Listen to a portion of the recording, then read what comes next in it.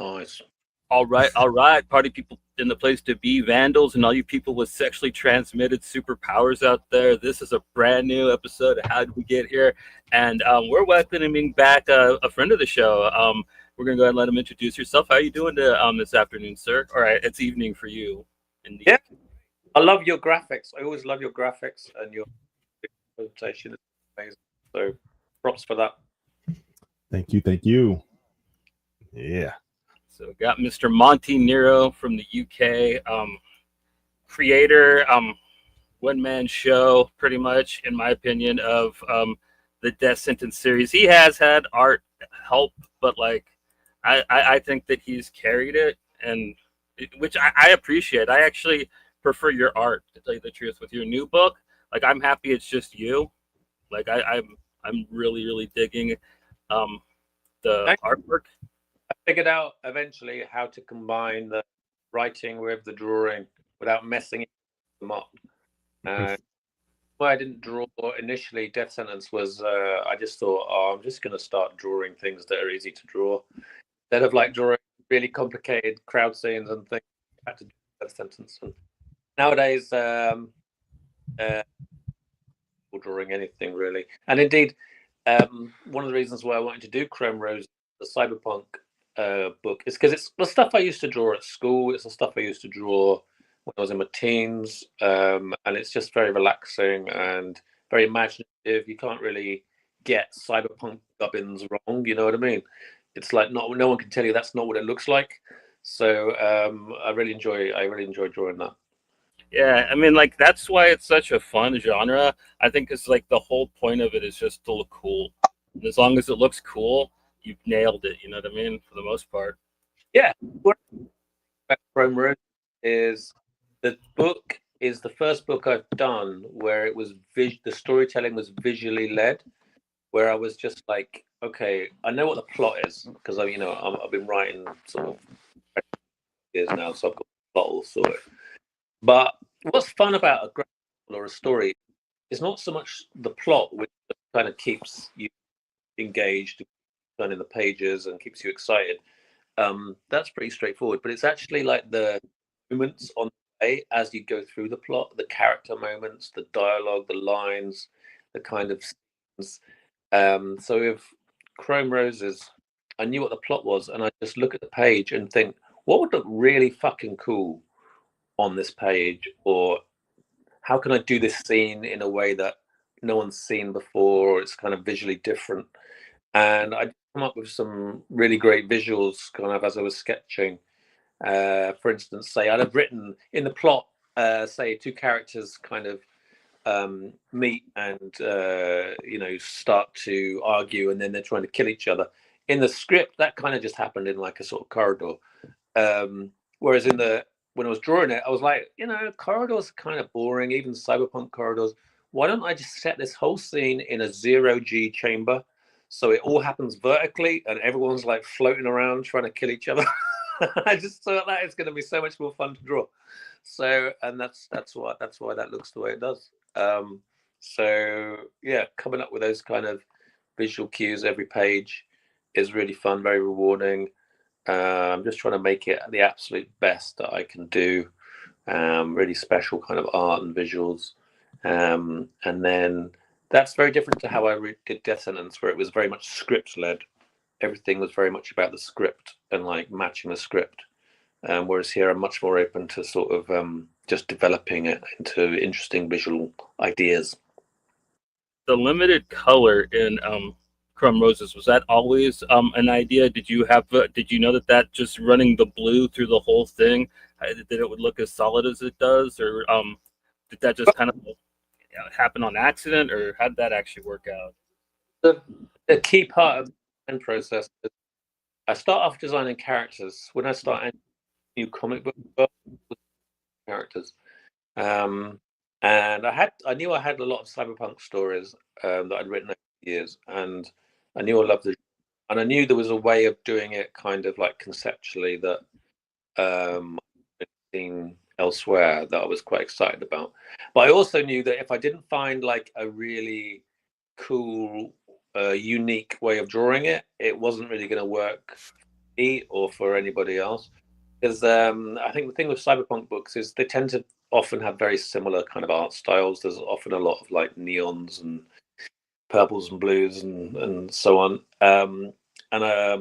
You know, I sort of did a couple of pictures like that, and I thought, like, oh, this looks like I've seen this before. You know what I'm saying? And then I just sort of tried doing like a heady black kind of thing, just sort of very black and white, like sort of because there's obviously the noir detective element to a sort of cyberpunk, any cyberpunk story that I think is really important. So I knew I wanted to have like shadows and noir kind of stylings to it. But it was when I started introducing the sort of airbrush and the sort of shades of grey and the vapor, and then the everything black and white with just the flashes of blue. And then I started to think like, yeah, this is it. This actually looks like unique. This looks like doesn't look quite like any other book, and it's got a really nice feel to the world that's kind of original. So, and I can start to sort of bring out the original elements of the story through the, you know, unique way I'm drawing it. And also it's all drawn by hand. So it's all drawn on paper with ink and airbrush and acrylics and things like that, which also gives it that unique kind of feel. Right. Also, I love the kind of throwback. So you always kind of told us that this was going to be connected to Death Sentence. So I'm in here looking through for all the Easter eggs I can, and I really like the cat rocking Weasel's flight cap. I thought that was a pretty nice touch, and then also the Nobot at the end kind of was rocking one too. Yeah, absolutely. Yeah, initially when I first came up with it, I was thinking like this could be like a sort of futuristic Death Sentence story, like 100 or something, and I had a sort of way of linking it to characters in the Death Sentence. But as I developed the book, the graphic novel, and I got deeper and deeper into it, I came up with so many cool ideas about how the cyberpunk world would work that you've not seen in other cyberpunk stories, and also plot-wise, I came up with some, and I thought, you know, there's no reason actually to tie this in with Death Sentence, kind of limit it. So in the end, it's more like a sort of spiritual kind of professor. It's got a very similar attitude, kind of similar. Some of the design elements of characters are similar, and there's like certain points that obviously you can see that, you know, the root of it was, you know, Death Sentence. But yeah, I just added so many cool new parts to it that I thought like, I'm just going to make this an entirely new world. Otherwise, it's going to be limiting, which I don't want. You know, I want to, and I see it the way it's gone. I see me doing like stories in this world for a long time. You know, I've committed to the trilogy, so I'm doing the second book at the moment, the second graphic novel, and then, but I've got loads of ideas that I want to sort of carry on with after that in the same kind of universe. Cool. Yeah. I just, because this book you did traditionally, like from A to Z, it's all drawn by hand. You use airbrush to do the colors and give the glowing effects and all that stuff, like washes. It's black and white, and it takes place in like a cyberpunk genre, which is very much geared towards technology and how AI is like a present element there, and how it's a big controversy now with creative people and creating like AI generated content now for people. So it's just funny that you have the contrast of this book being completely created traditionally, and the subject matter definitely touches on something that's very touchy nowadays. Is that something you went into with the thought process, or is it you're just like, fuck it, I just want to draw something traditionally because I love it? Well, the reason why I started drawing it traditionally, I was in quite a serious car crash, and I was very lucky to survive the car crash. It was like, you know, sort of 80 miles an hour on a motorway, spinning across 4 lanes, you know, and then you just praying to God that no one sort of crashes into the back of you in a sort of big truck or something. So when I got home from that, I literally started drawing this almost immediately because I was so stressed out, and drawing this kind of stuff just really chilled me out. And I just spent like hours and hours drawing cyberpunk. And I did it all just with pens and pencils, and later on I introduced the airbrush, just because it was just I was so stressed. It just relaxed me, and I find going on computers, and it's not just the art of drawing on a computer. It's just when you turn on a computer, there's so much with the computer that comes with it. All the distractions, all the social media, the internet, all that kind of stuff. So I really just needed to sort of just have nothing but paper and pencils, and just making it something art. I really wanted to express myself, the fact that I was still alive. I wanted to sort of show, look, this is what I can do as a human being, because I felt very lucky to be alive. So that was the inspiration for drawing it all, on paper with ink and the airbrush and acrylics. But then also, I'd had all these cyberpunk stories that I'd written over the years, and I started to realize that the world we're living in now is a cyberpunk world with cyberpunk problems. They've just crept up on us in ways that we weren't expecting. So never got any of the cool stuff. yeah. So everyone thinks like, AI is kind of funny or amusing, or the fact that you can't. The way technology changes the way we talk to each other, digitally rather than face to face. The sort of anonymity of it, the way it's changed political processes, the way it's changed like love relationships, how people meet each other. The way you can't trust whether anything is real anymore. Is that a real image? Is that a real video? Did someone actually write that, or is that all computer generated text? So these are all cyberpunk problems. So I thought we can all relate to these issues, which when I wrote some of these stories initially, it was like, oh, this is a futuristic kind of problem. This is like imagining something that will one day happen. But now it's like, these are very real, and kind of, it makes it just a lot more emotional, and a lot more kind of like engaging, I think, the fact that we actually are facing all these problems. And the other thing that I came around to was, I loved cyberpunk in the 80s. And then I got kind of tired of it because I thought, oh, it's dated, it's so 80s. Yeah. Now I really lean into the 80s-ness of it. I love the fact that it's all cables, and I always try and draw technology that looks kind of like, like an old window or a sort of VIC-20 or something, really kind of lean into the sort of style of the sort of 80s tech. And it's biotechnology in the story that kind of powers this world. But there's a kind of reason why, it has to sort of have cabling, and it has to have this kind of like this kind of old school look. So I kind of lean into it more as like an alternative world rather than a sort of futuristic thing. And I just had a lot of fun with it. I think it's a lot of fun, the 80s-ness of it, and the sort of the visual stylings. And then of course I added a new element to it, which is the sort of biotech, and that a lot of these things are actually alive, and they have this kind of fluid running through everything that kind of powers it all. And then there's a really interesting story behind where all the power comes from, and that kind of just gives it, like, I think with cyberpunk you want to press all those buttons about what everyone loves about cyberpunk, but at the same time you want to add something new to it as well. Yeah, and you really do. I love your idea of the criminal justice system. Like the true crime stuff's big in the UK too, I take it. Yeah. Yeah. I love that. Like, yeah, we can't send you any backup. Your crime's not trending enough. Get your numbers up. Get more people. And the whole eBay for like selling old case files so you could get like a better case. Like, oh man, like a lot of the stuff you had in it really cracked me up. Some really Paul Verhoeven type stuff. Oh, cool. Yeah. I mean, I really enjoyed that. I think, it's a very, it's cyberpunk. I think needs to be dark, and it needs to be claustrophobic. I think whenever cyberpunk, to me, when I read a cyberpunk book or a graphic novel or a film, and a lot of them start off cyberpunk, and then they sort of expand into this kind of much bigger thing, like they become like space opera, or they become something else, and it honks me off because like I love cyberpunk. I just want to stay well.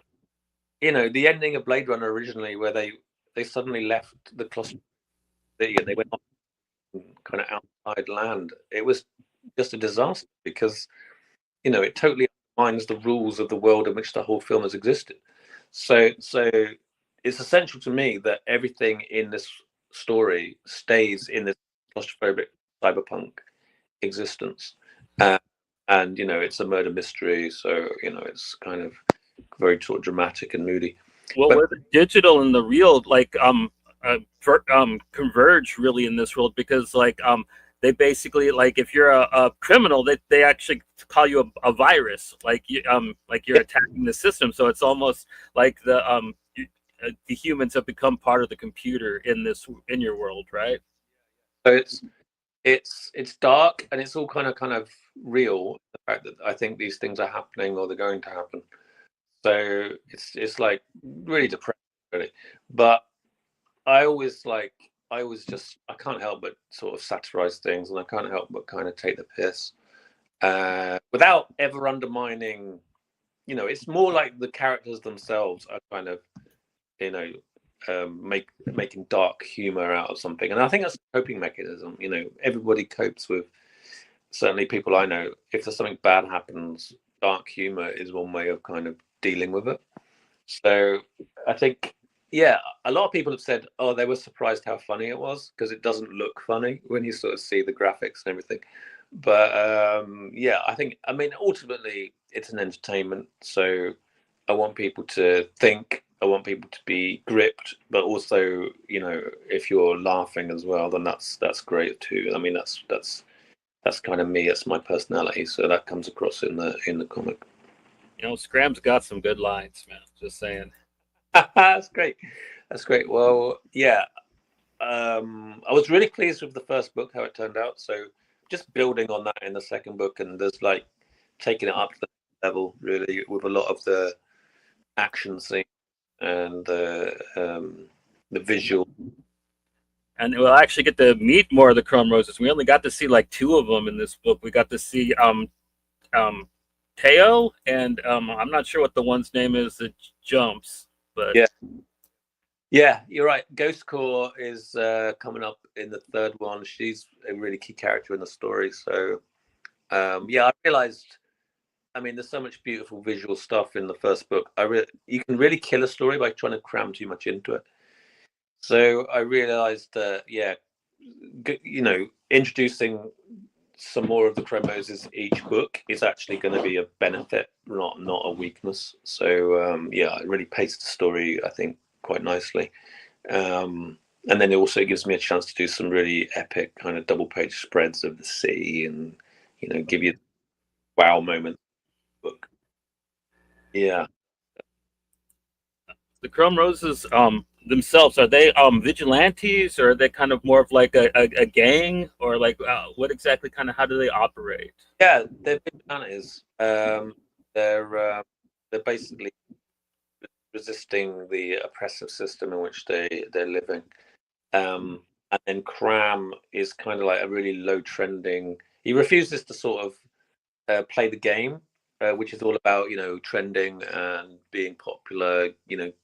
Getting chasing the popular crimes. He's sort of like sort of weary cynic and kind of a loser. People kind of treat him like he's a loser, but he's obviously the hero of the book, the beating heart of the book, and he's kind of like, he refuses to kind of sell out to this kind of system where it's all about how many ratings and stars you get off people for your investigations and all this kind of stuff, and then you get rewarded with better cases. So he's kind of like self-funding, but then he has to self-fund by doing all these kind of dubious things that he doesn't really like doing either. So, and I think everyone can relate to that, because we're all just trying to get by, right, in life. So I think that's a very relatable sort of way to be.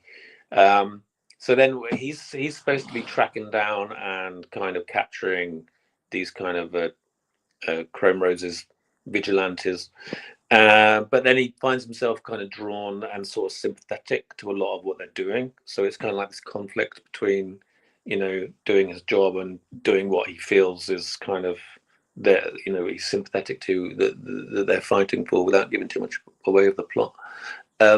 So yeah, they want a much more kind of natural, sexually liberated society. That's kind of what they're fighting for, because the way that technology has kind of buttoned up and monetized every aspect of sex and relationships is kind of like very oppressive in the future. Well, and like you show in the second story, like most poor people are kind of almost forced to become what is called a no-bot, which you kind of start off by becoming a cyborg, but then you eventually just transmutate all the way into actually being a robot where you don't have any human parts at all anymore. Yeah, I think it's a really interesting concept. I don't think anybody's gone like that far with. I mean, I've seen full body cyborgs, but I never saw like the idea of like, what if you take, the way you're kind of going. Yeah, robots again, they're kind of like a key part of the overarching plot. So I wanted to put them in the first book, and that's quite a nice little story. It's almost like a story within a story that sort of like ties into the main story.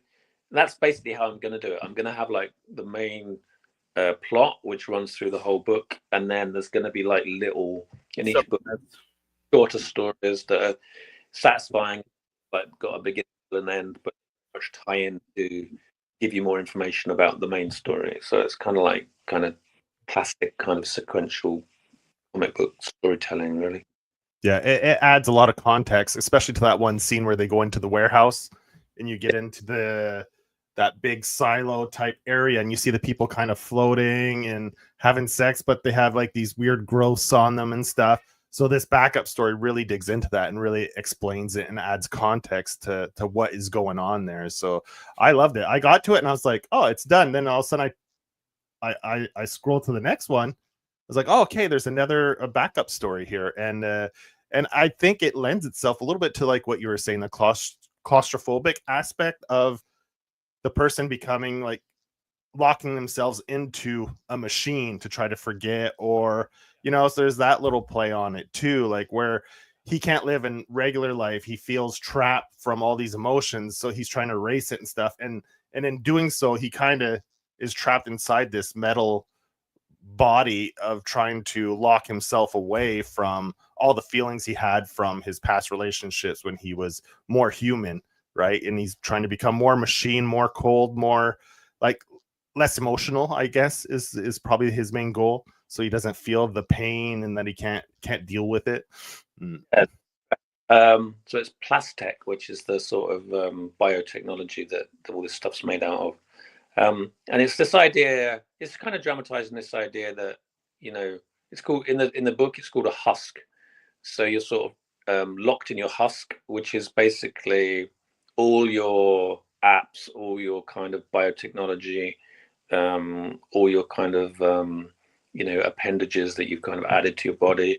But then also there's like a sort of membrane that kind of completely covers your entire the human parts of your body, and it was introduced to protect everybody from viruses, because there was a pandemic virus that wiped out over half of the population. So but it's obviously just all a dramatization of the fact that we're all locking ourselves in a metaphorical husk, with our phones and our apps and our technology and the way we view the world. And it kind of has quite a deep emotional effect on everybody, and yeah, that's really what that theme of the book is.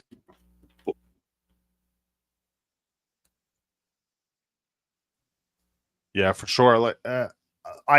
Like you said, like people now, the way like even you mentioned earlier how we communicate with each other through technology, we have less human interaction more and more. So it's not like this weird like, oh, in the future that might be this way. We're already slowly going through that process as we're speaking. Just this interview, we're like looking at each other through cameras, whereas normally back in the day you'd go to a radio station, sit down at a desk with a person in front of you asking you questions, or occasionally they'd probably call in or something. But now it's so easy with technology and the bandwidth of the internet now that we can do interviews like this and you could see the person without actually being there. And I find we're losing that like you said, a little bit that human connection.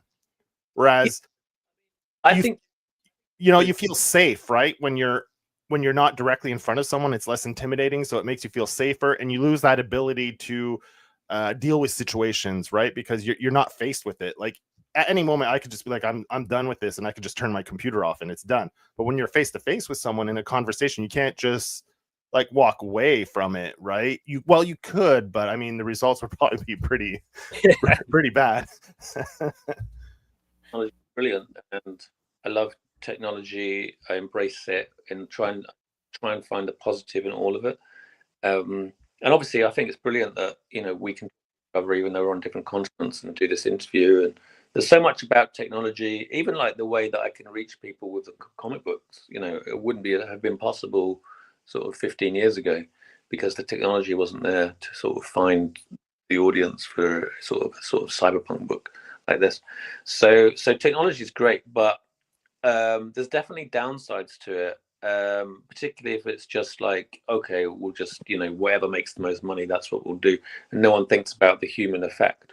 So you have to think about that side of it. And I think one aspect of it is it kind of reduces everybody to just like a digital kind of avatar, kind of like one of hundreds of thousands, tens of thousands of digital avatars that are on your phone, and it's kind of dehumanizing in a way.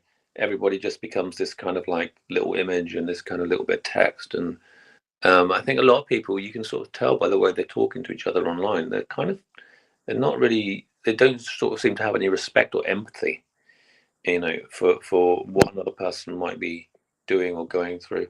So, and I think that can be quite dangerous if people aren't understanding that is not the real world. I often, if I can get, sometimes I'm online and it gets kind of on top of me a bit, just the sheer volume of stuff. And I'll sort of go out in the world, or I'll travel somewhere, or go and do something. And you just think like, man, the world is brilliant. You know what I mean? Everyone's so cool. Everyone's nice. Like it's safe. It's like a lovely place to be. I go somewhere I've never been before and just think, oh man, this is amazing. Whereas if all you do is see the world through your phone, you just think it's dangerous and terrible, and everyone's like, awful. So yeah, it's just you just got to keep a balance with it. I think you've got to keep a balance.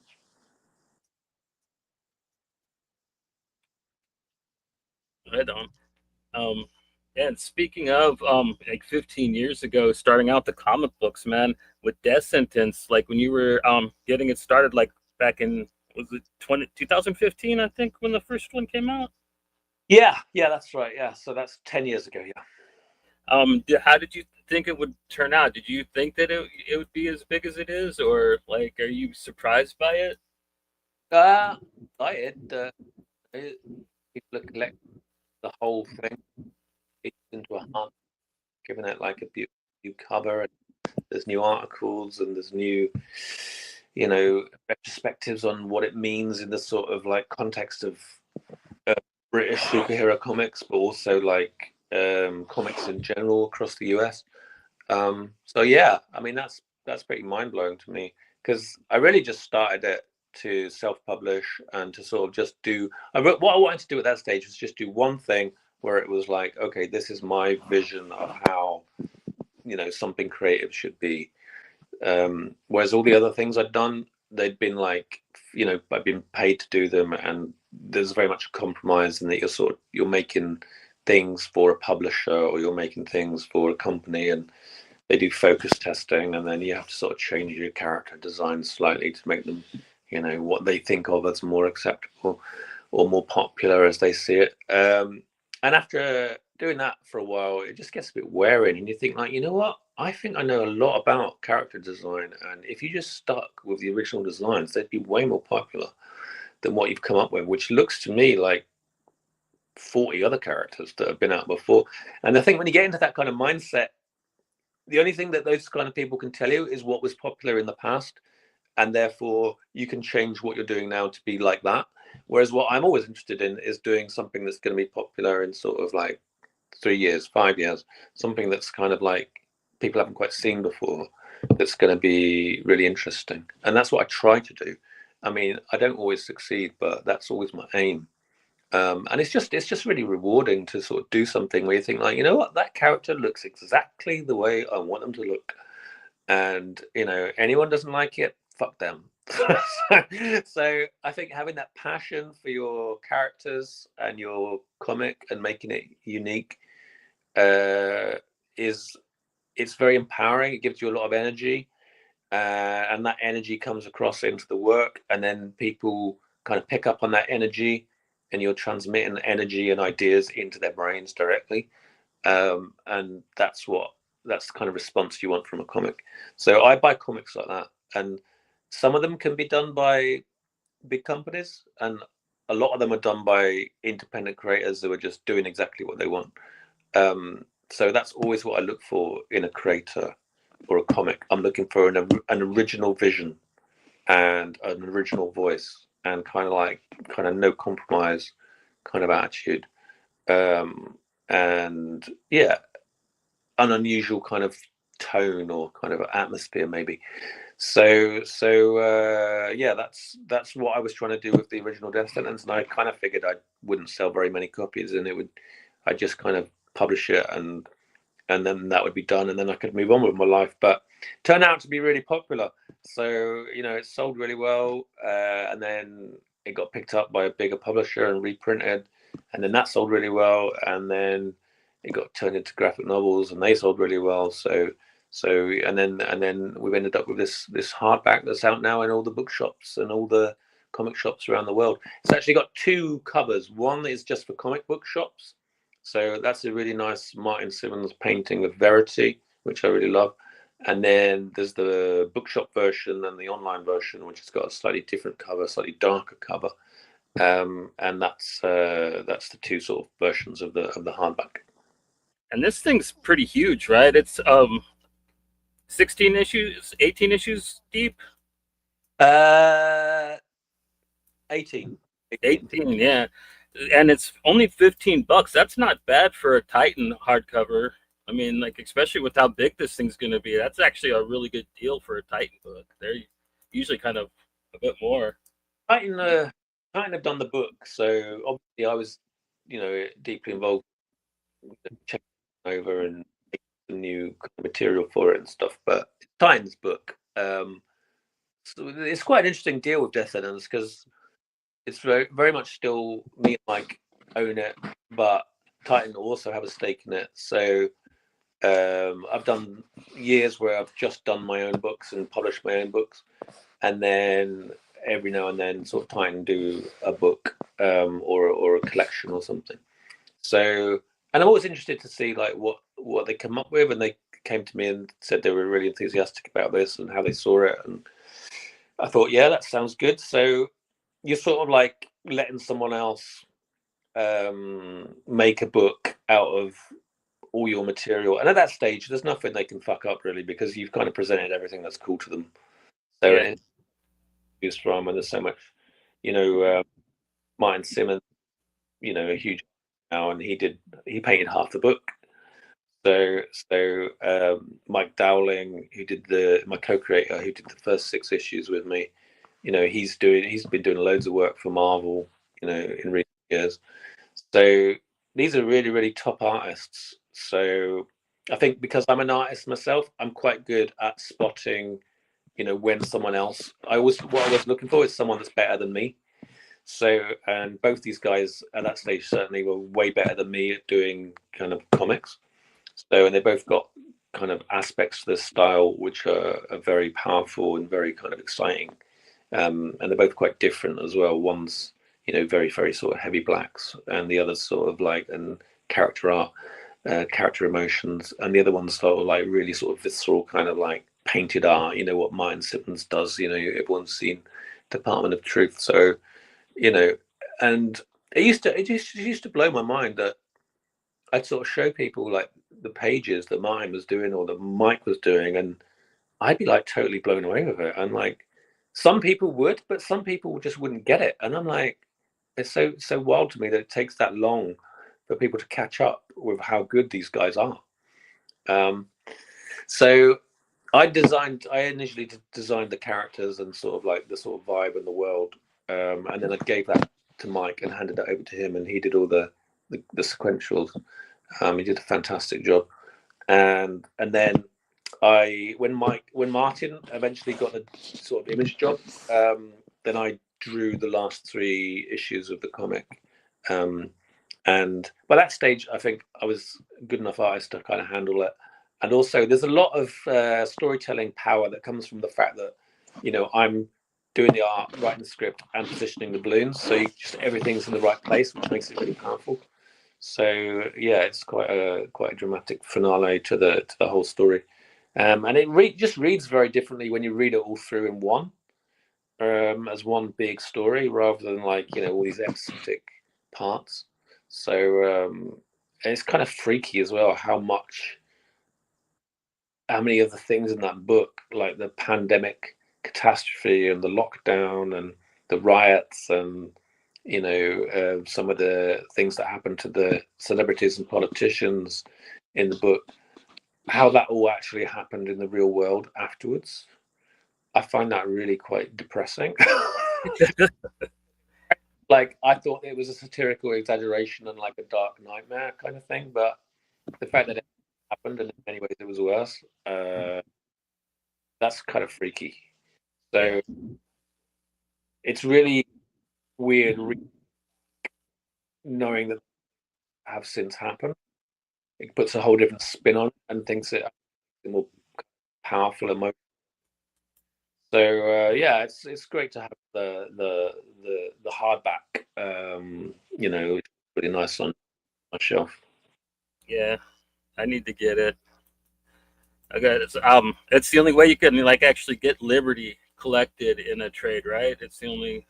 I was trade collection prior to that.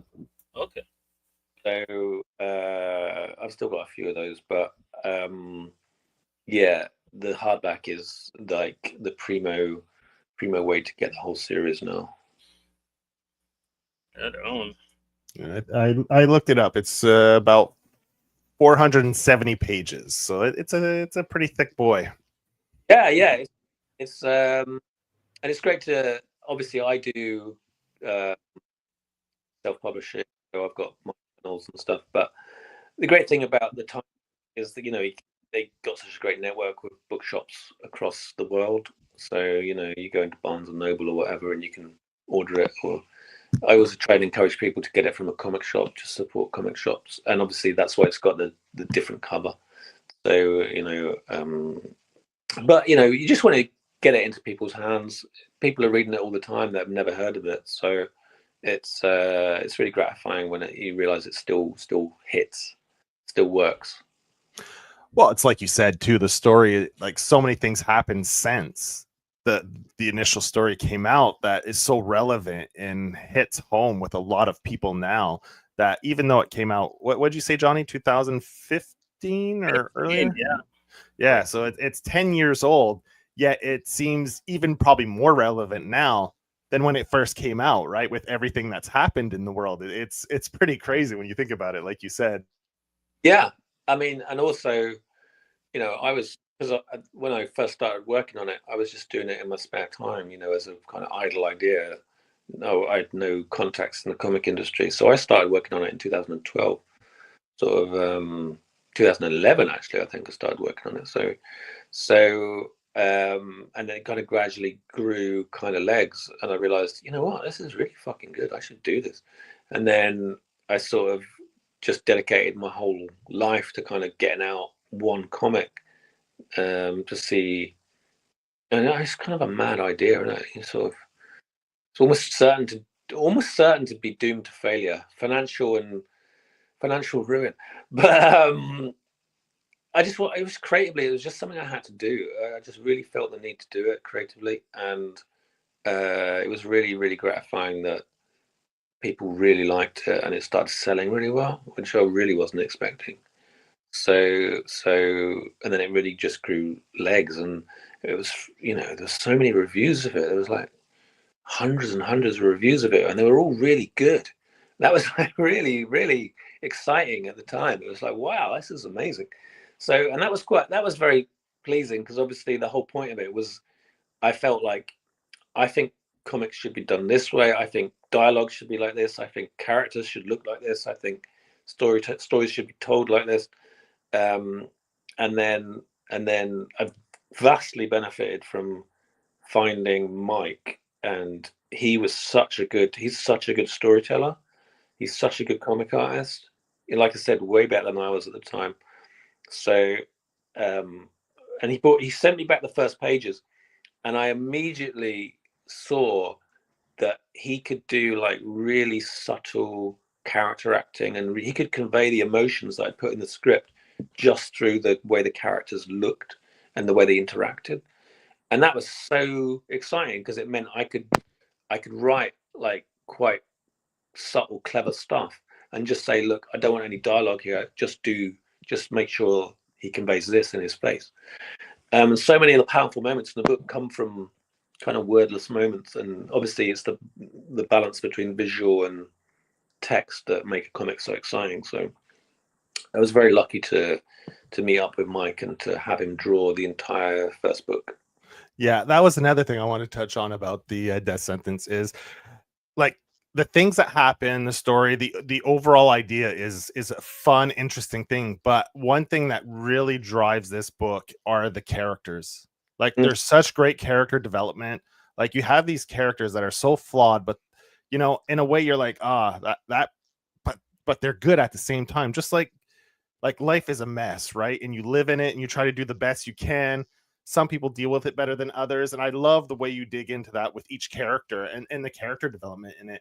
And it really makes you feel for the characters. Like at first you're like, oh, this guy's a jerk, he's an asshole. Then when you dig a little deeper to get to know these characters, you're like, oh, okay, now I understand a little better what like his motivations and why he's like this and why he's fucked up or why she's fucked up. And I mean, there's great character development with all the characters in this. Some are just despicable. Like, don't get me wrong. There's one character in there that doesn't have too many redeeming qualities, but I mean, most of the other characters, like, you grow to love and really care for. So, yeah. It's that thing like we said earlier about just finding empathy and understanding, and it doesn't mean you condone or you agree with what these people are doing, but you see the humanity in them and you understand kind of why they're doing those things. And that's what I wanted to explore, and that was very key to the whole concept from the beginning, was like to have real rounded characters dealing with the kind of problems that you know, me and people I know growing up. You know, I've had friends that have died. I've had friends that have been alcoholics. You know, I've had friends that have done drugs. I've had friends that have, you name it. You know, we've all kind of seen it in our communities, but often in comics you don't get any of that. You know what I mean? And I think one of the great weaknesses of most superpowered comics is that the characters are basically a collection of powers with a few kind of very basic kind of traits kind of tacked on.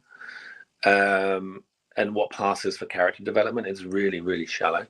So with these, I just wanted the characters to be the whole point, and the kind of their emotional problems and the way they try and solve those problems and the arc of everything they go through in the story. I think it's really good having sort of three main characters that you're always flicking between, because you can kind of one character's problems or approach to it kind of highlights another one's and gives you sort of greater depth and insight into the whole story. So that kind of works really well as a storytelling device. And that was the key to the whole thing, was to have like real kind of relatable characters. And also they're like I said, they're funny. It's just funny, you know, because they just take the piss. Or I mean, that's what everyone I know does. If I chat to any of my friends, we're always taking the piss out of each other. Something really serious will happen, and we'll just sort of make some really black joke about it or something, and it's a coping mechanism. I think as we've got older, we've kind of understood that actually we can't joke about everything. We do need to actually sometimes talk seriously about what we're going through as men or as families or whatever. So I think we've got better at that over the years. I mean, everything's very funny when you're sort of in your teens, and then you realize suddenly, oh, actually, no, that isn't funny, or I didn't know that guy was going through that thing, and that is really fucking serious. So you sort of learn as you grow older, and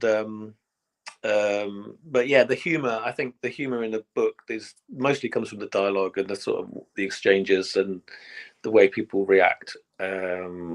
And like you say, a lot of them are arseholes, but you understand why they're arseholes, and you can still relate to them. And me and Mike were both said, like, we were both really surprised how much we liked Weasel, because he's such a loser. but First book, yeah, he's horrible. Yeah, but you're still kind of interested in him.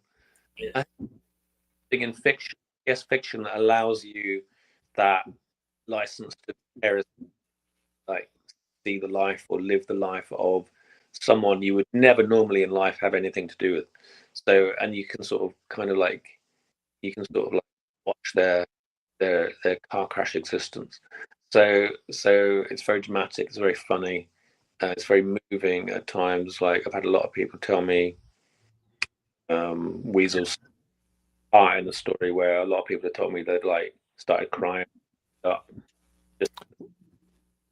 Yeah, a common theme from I've noticed from Death Sentence over to Chrome Roses is you explore a lot of how people use coping mechanisms to deal with traumas in their life and stuff, and you really dig into that, like how people resort to coping mechanisms to deal with things instead of like you said, as you grow older, you have to talk instead of making a joke about it. You have to really dig in and face those things instead of just making a joke just to try to like brush it off, you know? So I really found that very effective as a storytelling tool, is the coping mechanisms. Yeah, I think one of the themes or keys of the book is there's a lot of humor in the book, you know, drugs and sex and rock and roll, and a lot of loud kind of exuberant behavior, and a lot of it makes the characters kind of very unhappy, and it's kind of self-destructive. Not all the characters. Some of the characters are much more kind of happy and balanced, but and it's one of the themes is like, you know, people do these things because they're so kind of unhappy, because they feel so oppressed, they feel trapped, they feel like they can't express who they really are, they can't talk about stuff. So that's one of the sort of many kind of points the kind of books kind of making under the hood, as it were. But it's all basically, I think, a good story. I hate preachy stories, so it's just very entertaining. It's very funny. It's very dramatic, and then but there's also a lot to think about if you want to think about it. Kind of like, why are these things happening, and what does it all mean? And why did you name the bad guy after yourself? Yeah. Psychology field day with that, wouldn't they? But yeah, I mean, like Joe was saying, like I think another thing that really makes you relate to the characters is like in the first book, the stakes are super high against, like, they don't really know what's going on with them. They're being tested, and like they're being told like, hey man, we're gonna use you, and you're probably gonna die really young, in like a couple months maybe, and like and then they just have to work with that. So like as bad as Weasel is, you know what I mean? For him to go from like being like a band guy on H, you know, to like dealing with that, like, yeah, I mean, I think you handled it very good. And then I love the character Verity, and I like her. I love her powers, and I love how like her hat is like part of her and stuff like that. You know what I mean? That's really clever stuff, man. I like. Yeah. I guess what I'm saying is that the characters, the creativity is like a key part of what people happy. I found that with the book. As soon as I'd done the book and I'd expressed myself, I felt so much happier. I was just so chilled. Whereas up to that point, I kind of felt like this burning need to kind of prove myself or to do something, or to, you know, it felt like I hadn't really achieved anything, even though earn a decent living doing creative things. So, but as soon as I'd got the book out, I just felt so relaxed and happy. And it was because the book expresses my personality. And the book is like not compromised in any way. And I think what stresses a lot of people out is the compromises they have to make in life to get by. And then the whole dying in 6 months part of it is basically just a dramatization of the fact that we're all dying and we're all going to die a lot quicker than we'd like to. And the fact that our lives don't go on forever, most of us cope with that just by not thinking about it. You know what I mean? So we distract ourselves constantly and we don't really quite appreciate the situation we're in. We just have a good time. We make the best of things. So it kind of like it totally dramatizes that whole human condition into like 6 months, and then you get this more extreme reaction from the characters because it's all brought home to them that they're going to die and they only have a short time to express themselves and to do whatever they're going to do with their lives, whatever the point of that is. So yeah, and there's a couple of deeper points that kind of you can pick up on as to like, what is the point of our lives? So, at the end of the book, there's kind of like something you can pick up on there if you want to, as to like what that might be.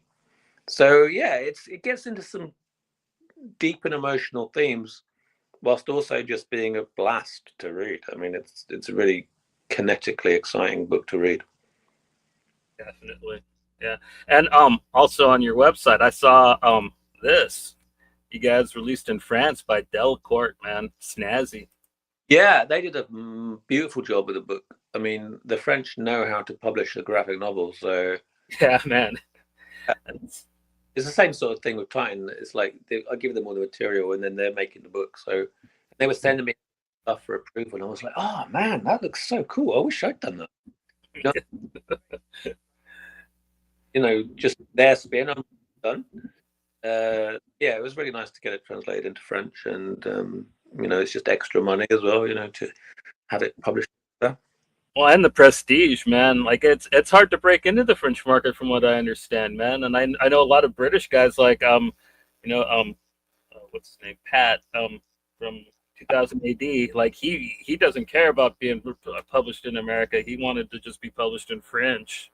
Yeah, so, yeah, it's a big market, and they've got some beautiful comic and book shops over there that just really nice in.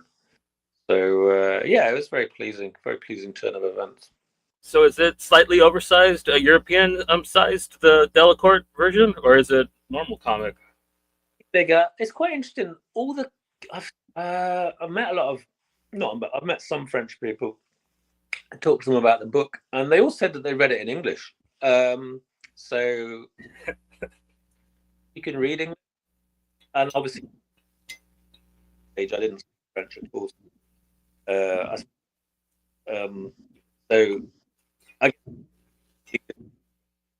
But they all said if you can read English, you were probably going to get the original, because the original is like purest form. And also, I kind of like, I did have a look at the translations, and obviously some of the terminology and the jokes don't quite translate the same way in French as they do in English. So in that, going very much on how kind of witty the translator is in coming up with maybe a slightly different joke that works in the same context.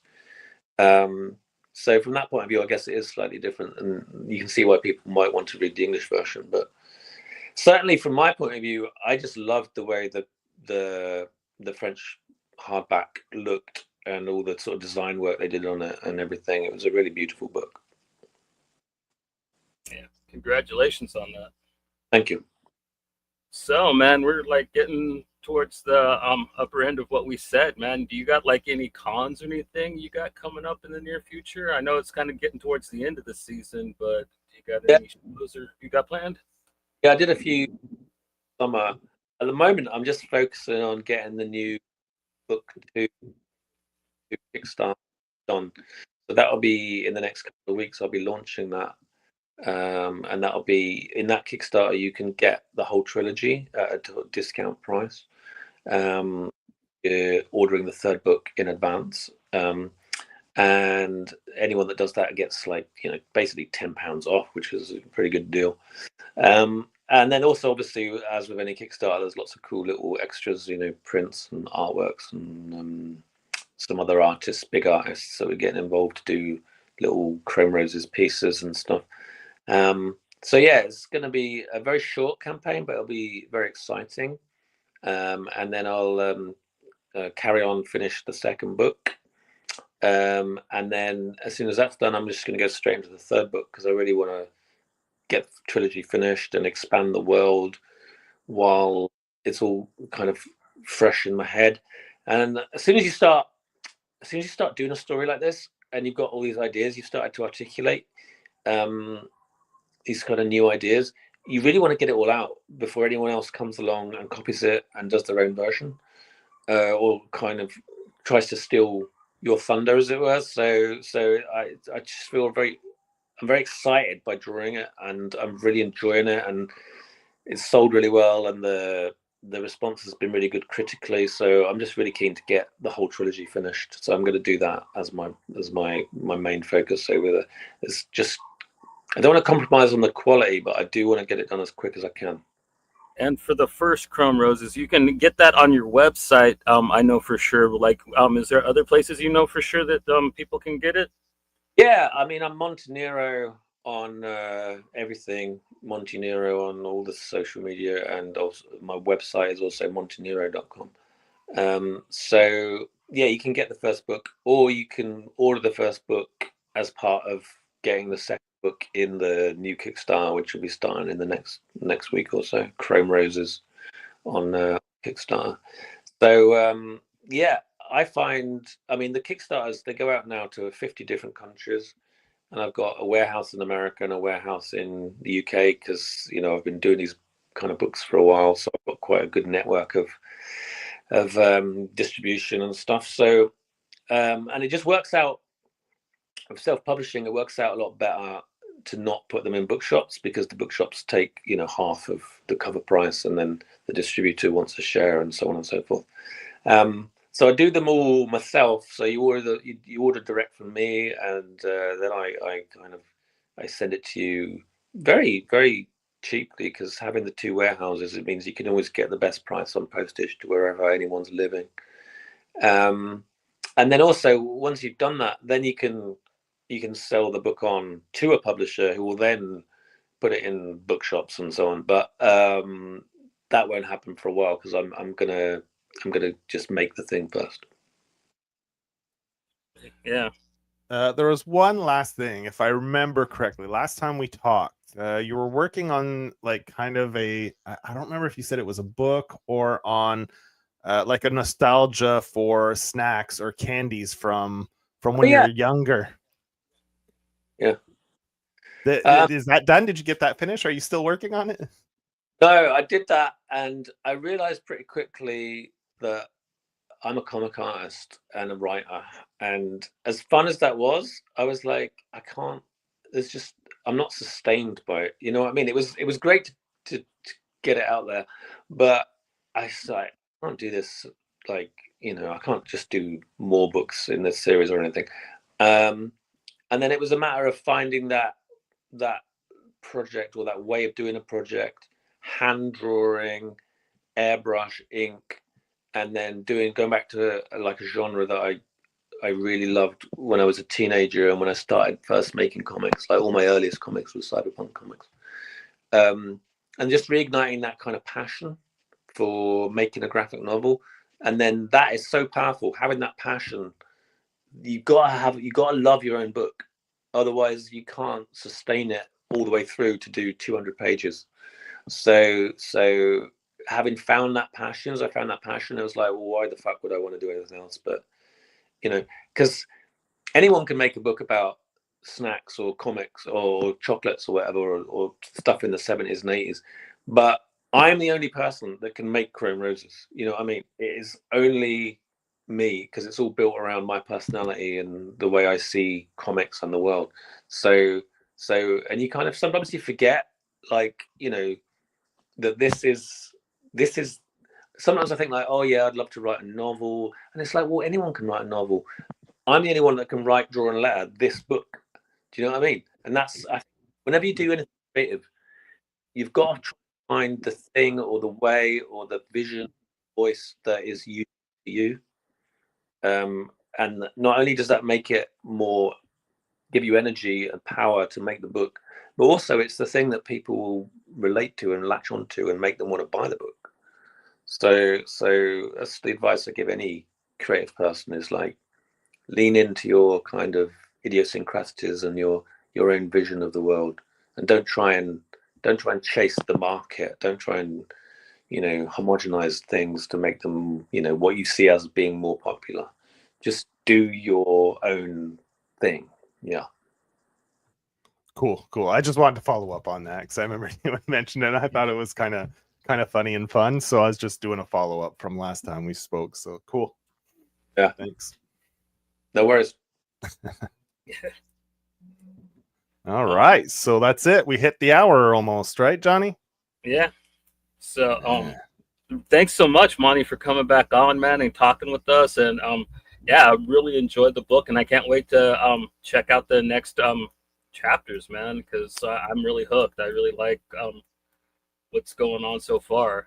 I kind of really like the kind of really frenetic motion of this first issue, because like it's kind of one big action scene, kind of like it's kind of like the opening to a film, kind of like and it's got me definitely wanting the next scene. You know what I mean? Yeah, one of the key things I wanted to do. That's why I wanted to do the book, because I want to lean into more, because I've got ideas for. It's all about the way your eye moves on the page, right? And if you can tie the action into the way your eye likes to move across the page, it becomes a lot more powerful. And I've got ideas for certain kind of action scenes that I've not seen before in other comics, and I think, yeah, it takes a lot of time to kind of work it all out and to have the space to do it. There's a couple of pages, a couple of scenes in that I'm really kind of like, yeah, that's the kind of thing that that's why I wanted to do the book. That's the sort of USP. So I was just building on that and leaning into that more and doing more of that, whilst also telling the story that I figured out. Awesome, man. Good luck. I can't wait to read it. Yes. You got anything else you'd like to plug, Monty, before we go? No, I don't think so. Chrome Roses and Death Sentence hardback. That's 2 books out right now, so I think that's plenty. Plenty of Monty to go around. Amen. So Joe, we're gonna be back on the 23rd. Yeah, that's our next scheduled episode. We're gonna have the SNFU Tales guys on to talk with us. We're gonna have our buddies Adrian and Dylan on, and him and Joe are also gonna talk about their Montreal Comic-Con adventures. Mm-hmm. So that should be pretty fun. So sweet. Yep. So that's the 23rd. That'd be Wednesday at 9 Eastern and 7 Mountain Time for anyone that's tuning in from the middle of Canada. Yeah. All right. We'll see you guys then. Take it easy, y'all.